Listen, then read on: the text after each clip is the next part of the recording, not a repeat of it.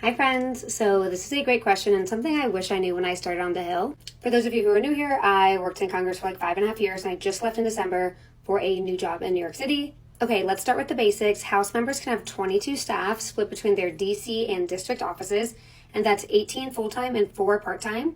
Because senators represent the entire state, they have anywhere from like a few dozen to like 80 staff. So if you're working for a personal office, you're going to fall into probably one of 3 tracks. And those tracks are comms or communications, ledge, which is policy, that's what I was, or like operations scheduling. On the comms track, we're going to have the press assistant or PA, press secretary, and then the comms director. And these people will be splitting up all of the comms responsibilities.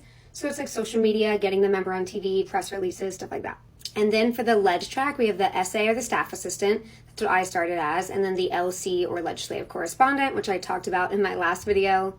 And then the main ledge team is the LAs, so the legislative aides or legislative assistants. And those people, along with the legislative director or LD, are splitting up all of the issue areas. I can do a whole other video of every single issue I've ever had on the Hill, and when I tell you, it is a lot. Because on the House side, there's probably only like 3 or 4 people on the ledge team, whereas on the Senate side, they have like 20 people splitting up all of the issue areas. The third track is like operations, scheduling, admin, and that's usually a scheduler. Senate offices will have some more people like executive assistants or like director of operations, things like that. If you're incredibly organized and patient, this is the job for you.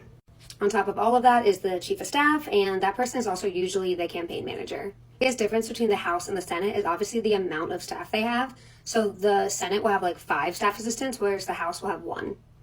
Okay, this video already feels way too long, so if you guys have any questions, definitely let me know, and hopefully this was helpful. Bye!